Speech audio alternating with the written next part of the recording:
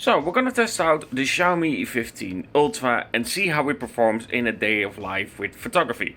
So right now it's 11 o'clock and of course it's at 96% when it comes to battery life. Let's find out how it holds up while shooting in Amsterdam.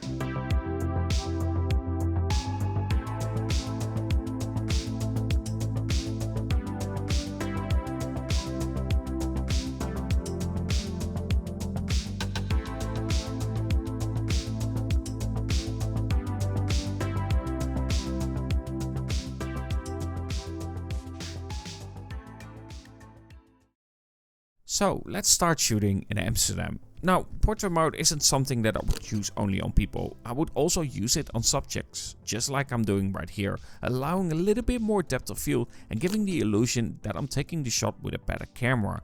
This is just a little hack for me when it comes to mobile photography.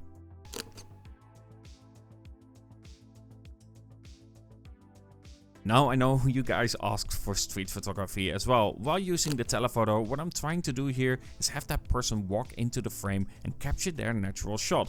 No forced portrait, just someone minding their own business and with portrait creating a bit of a depth in the shot itself. Now often I got asked for some tips on how I approach my photography, and this is one example. What I'm trying to capture here is the motion of the boat, the path that it's going to take instead of the path that it already took. Therefore making sure it hits the bottom right in this case, telling the story of where it is going instead of where it already went. Now with a shot like this, it's all about capturing the tram lines and people walking across it. The vibe that I'm going for here is the style that feels a little bit like early 1900s, and the buildings really help out here, and of course the light itself. We just gotta ignore the modern cars and we imagine older cars and some carriages going around here. That's the vibe that I'm creating here. By the way, a tip when it comes to Xiaomi phones and using the periscope, lower your EV. If you have it at 0, it will create a blooming effect around brighter subjects. Okay, 30 minutes past 1. Right now 84% left after a little bit of shooting, but mostly traveling. Let's continue. Churches always do something for me, especially when it's this kind of gothic kind of style with the LED windows. Now you will however notice that with these kinds of shots, yes, Xiaomi is still struggling with brighter lights going through the windows.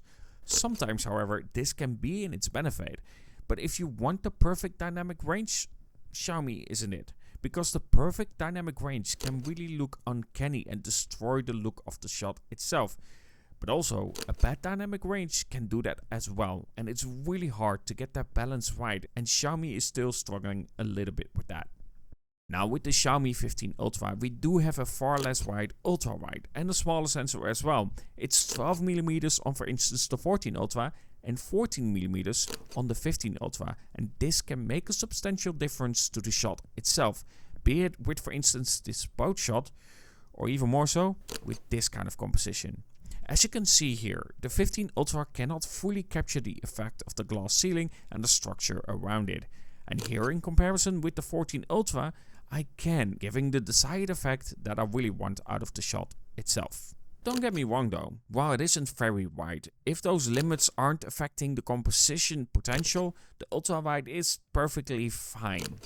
It's just less dramatic.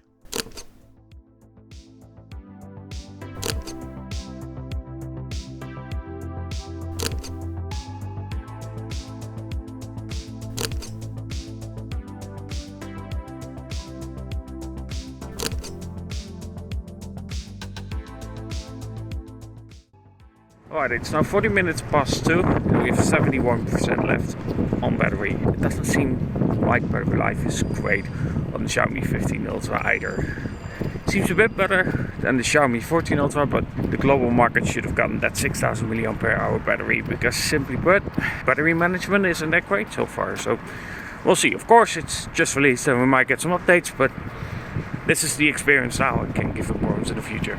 Now the weirdest assumption of the Netherlands is that we have windmills just planted everywhere, just randomly in the cities and countryside and whatnot. It just makes very little sense. Either way, let's continue testing the camera on the Xiaomi 15 Ultra and see how it does and showcase shooting a windmill that is randomly placed in the city. I didn't help my own point there, did I?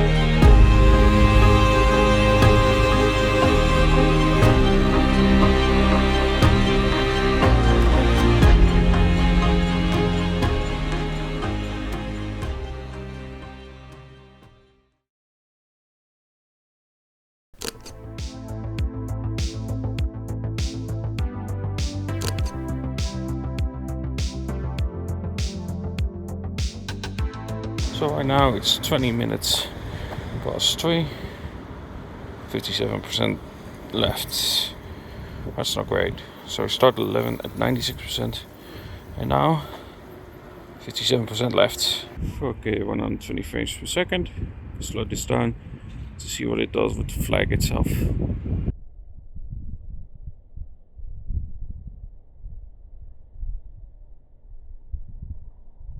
Now naturally, when it comes to Xiaomi, you do have some amazing styles. I love to shoot my normal shots, but don't look past those styles. It can really add to the vibe itself. Like here for instance, like a sepia. It really fits with this kind of older ship and the style that I'm creating here. So again, play around with those styles. Now remember that rule that I said that I follow at the beginning? Well, same goes here. Have that destination free and where they are coming from close to the edge of the image itself. It tells you a story of where they're going instead of where they've already been. It simply looks wrong if you do it the other way around. It just looks off. It only works in certain effects or certain styles where you're behind, for instance, the boat itself, or effect created with, for instance, waves that you're trying to capture. Now remember what I said about portrait as well at the beginning? Use it in these kinds of situations as well. You can play around with it, add some depth to the shot and really have a focus on the subject that you are shooting.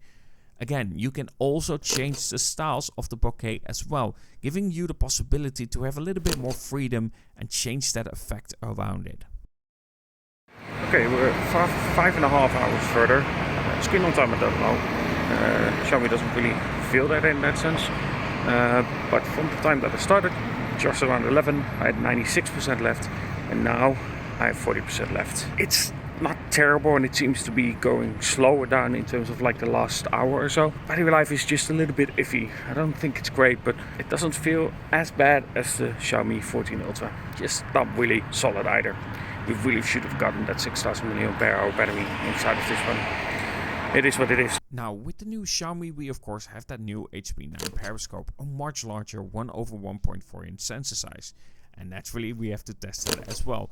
But I will say something else that I'm happy to see. The moment that I scroll with the camera itself and that wheel opens, I can still hit the native zoom levels next to it. This makes ease of use much better, and it's really helpful when it comes to the camera app itself to see a feature like this implemented properly.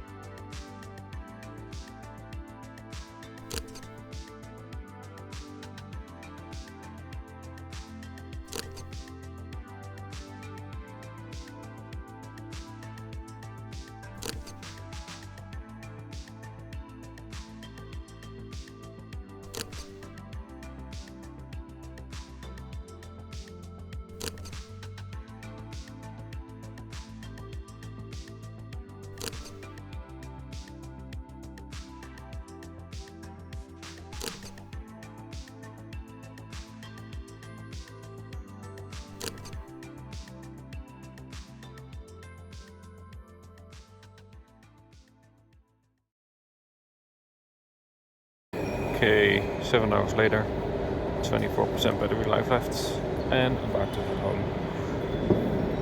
So, decent. Breathe, damn it!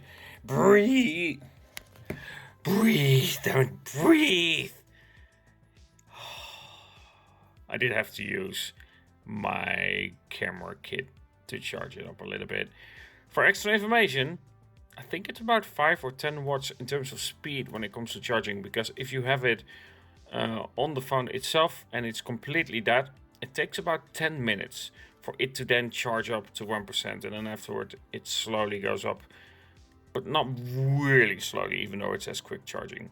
So but I think about 5, 10, 15 maybe, or something like that when it comes to charging speed with the camera kit itself. Nothing fast, especially when the battery is completely dead. It just takes about 10 minutes for it to start up. The best way to describe the Xiaomi 15 Ultra at the moment is that it is a phone that has a lot of potential. It isn't there just yet though. There are some things, however, that will be hard to compensate for, especially when it comes to the main sensor and the lack of variable aperture.